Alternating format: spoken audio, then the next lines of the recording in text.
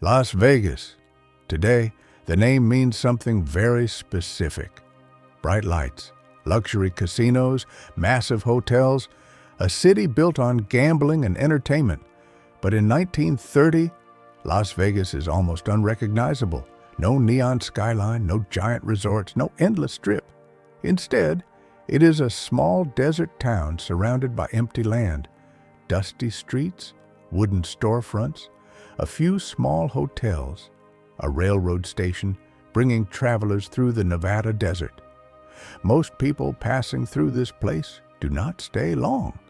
But something is about to change, because only a short distance away, one of the largest engineering projects in American history is beginning. A massive dam that will transform the desert. Thousands of workers will arrive, and the quiet town of Las Vegas will suddenly find itself in the center of something unexpected: opportunity. At the beginning of the 1930s, Las Vegas is little more than a small outpost in the middle of the Mojave Desert. Fewer than 5,000 people live here. The town sits between long stretches of dry desert hills and dusty plains where almost nothing grows. Summer heat can become unbearable. Temperatures climb high and the air feels heavy and still. Most streets are simple dirt roads. A few wooden storefronts line the main streets near the railroad station. Small general stores sell supplies to travelers and locals. Modest hotels offer rooms to people passing through the desert by train. The railroad is the heart of the town. Steam locomotives stop here to refuel with water before continuing their long journey across Nevada and California. Passengers step onto the platform for a short break, often surprised to see how small the town really is. Some stay for a night. Most continue their journey the next morning. For decades, Las Vegas is simply a quiet railroad stop in the desert. But the town is about to find itself in the path of something much larger. A project so massive that it will bring thousands of workers, engineers, and travelers into this quiet desert settlement. And once they arrive, Las Vegas will never be the same again. By the year 1930, the United States is facing one of the most severe economic crises in its history. Only a year earlier, in 1929, the stock market had collapsed, triggering a chain reaction that spread through banks, factories, and businesses across the country. Companies shut down. Investments disappeared. Millions of Americans suddenly found themselves without work. Factories that once operated day and night now stood silent. Farmers struggled to sell their crops. Families lost their savings as banks failed. The crisis became known as the Great Depression, and its effects reached nearly every corner of the nation. Across the country, long lines formed outside soup kitchens. Men traveled from city to city, searching for any kind of job. Entire communities fell into poverty almost overnight. But during this difficult time, the federal government began planning massive public works projects to create employment. Engineers proposed dams, highways, bridges, and infrastructure projects that could both modernize the country and provide work for thousands of unemployed laborers. One of the most ambitious of these projects would soon begin in the desert, not far from Las Vegas. A massive dam across the Colorado River, a project so large that it would require thousands of workers and reshape the entire region. Construction of the dam begins in the early 1930s. The project is enormous. Engineers plan to build one of the largest dams ever attempted. It will control the powerful Colorado River, provide water for growing cities, generate electricity for millions of people. But building it will require a massive workforce. Thousands of laborers arrive from across the country. Many are unemployed workers desperate for steady pay. Temporary worker camps appear near the construction site. Eventually, the government builds a planned town called Boulder City to house many workers. Yet, despite this new settlement, many laborers still travel to nearby Las Vegas for something Boulder City does not allow: entertainment. As construction begins on the massive dam along the Colorado River, the quiet rhythm of Las Vegas starts to shift. At first, the changes are subtle. A few more trains arrive at the station each week. More trucks roll into town carrying supplies for the construction camps. Small groups of workers begin appearing on the streets, men covered in dust from long hours of labor in the desert heat. But soon, the numbers grow.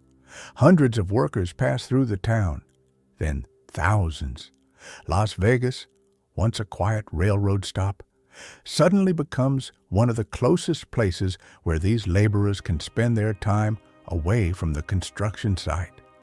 After exhausting shifts at the dam, many workers travel into town looking for simple comforts: a hot meal, a cold drink, a place to sit and forget the heat and danger of the worksite.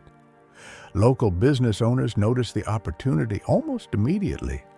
Saloon doors stay open longer, restaurants extend their hours, new boarding houses and cheap hotels appear to handle the growing crowds. Even the streets begin to feel different. Where evenings were once quiet, laughter and music now spill out of bars and dance halls. Money begins circulating faster through the small desert town. Las Vegas is no longer just a place travelers pass through. It is becoming a destination, especially for men who have spent long, exhausting days building one of the largest engineering projects in America. And with those workers comes something else: demand for entertainment. And in Las Vegas, entertainment is about to take a very specific form. In 1931, the state of Nevada makes a decision that will quietly reshape the future of Las Vegas. Facing the devastating effects of the Great Depression, state lawmakers are searching for ways to revive the struggling economy.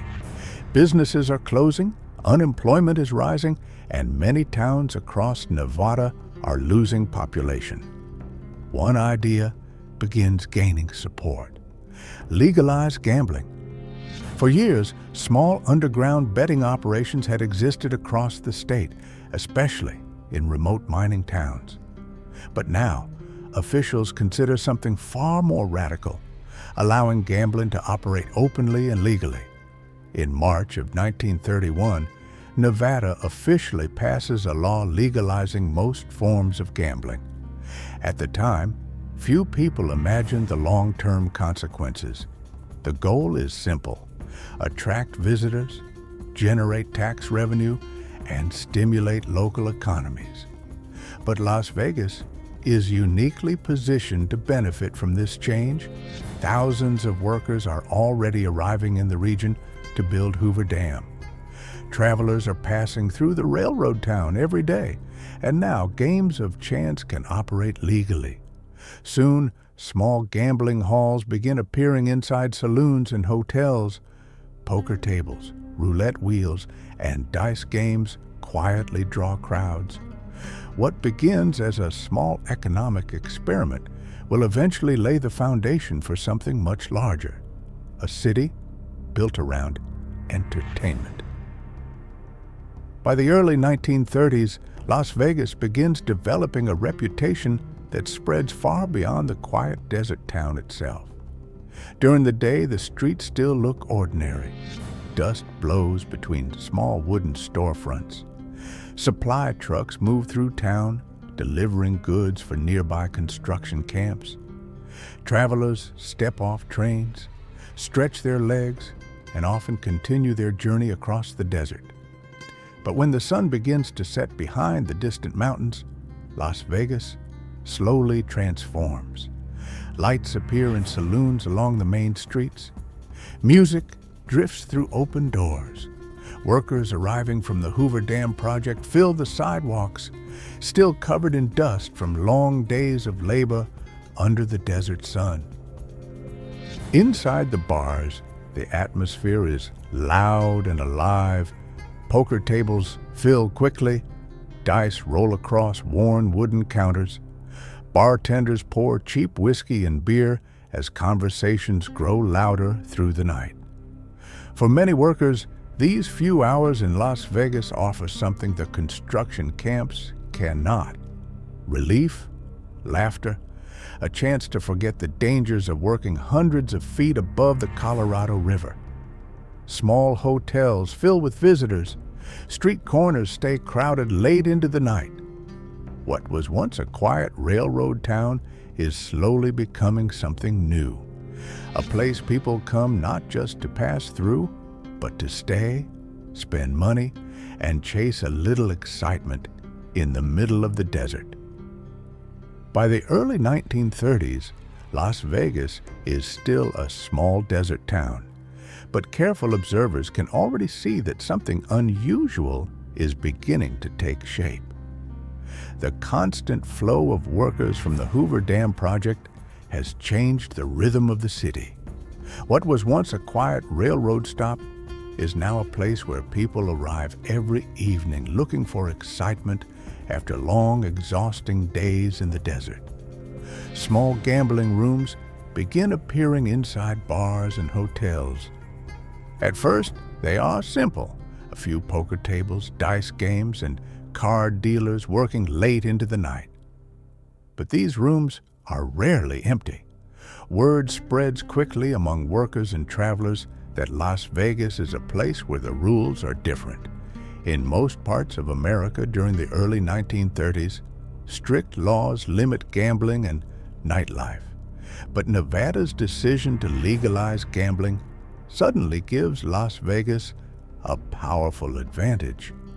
Visitors can drink, play cards, and gamble openly. This creates something new for the town: a steady flow of money coming from entertainment rather than industry. Local business owners begin noticing the pattern. The more games they offer, the more visitors arrive. The more visitors arrive, the more businesses open. Slowly, an idea begins forming in the minds of entrepreneurs. If a few small gambling rooms can attract crowds, what might happen if someone builds something bigger? A larger casino, a bigger hotel, a place designed entirely for entertainment. At this moment, Las Vegas is still far from the neon skyline it will someday become, but the first signs of that future are already appearing along its dusty streets. By the early 1930s, Las Vegas is no longer just a quiet railroad stop in the desert. The constant flow of workers from the nearby Hoover Dam project begins reshaping the town in subtle but important ways. Every payday, hundreds of laborers travel from the construction camps toward the bright lights of Fremont Street, looking for a break from the exhausting and dangerous work at the dam. Saloons stay open late. Music drifts through the warm desert night. Poker tables fill with players hoping to turn a few dollars into something more. Small gambling halls begin appearing more openly now that Nevada has legalized gambling. At first, they are simple rooms: a few tables, a bartender, and a crowd of workers spending their wages after long days of labor. But local business owners start noticing something. People are willing to travel for this. Not just workers from the dam, but travelers moving across the Southwest, curious visitors, and entrepreneurs searching for opportunity. Slowly, the identity of the town begins to shift. Las Vegas is no longer just a supply stop between distant cities.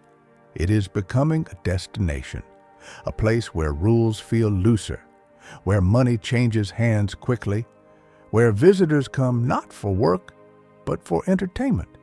No one in 1930 can yet see the full future of this desert town. The giant casinos, the neon skyline, the famous strip, all of that still lies decades ahead. But the foundation of that future is already forming here, in small saloons, in smoky gambling rooms, and in the desert nights where a tiny town begins learning how to entertain the world. Looking at Las Vegas in 1930, it is hard to imagine what this place will become. At this moment, the town is still small and rough around the edges. Dusty streets stretch between modest buildings. A few hotels glow softly at night. Saloons play music while workers from the dam gather around poker tables and dice games after long days of labor. Nothing here yet resembles the giant resorts or neon skyline that will one day define the city. But the ingredients of that future are already forming: legal gambling, a constant flow of travelers, and a town willing to build its entire identity around entertainment. Slowly, year by year, Las Vegas will grow. More casinos will appear. More visitors will arrive. More lights will fill the desert night. And the quiet railroad stop in the Mojave Desert will eventually transform into one of the most famous entertainment capitals in the world. This video recreated Las Vegas during the early 1930s, before the era of giant casinos and neon lights. The streets, buildings, and atmosphere of the town were visualized using AI reconstruction technology to help bring this historical moment back to life.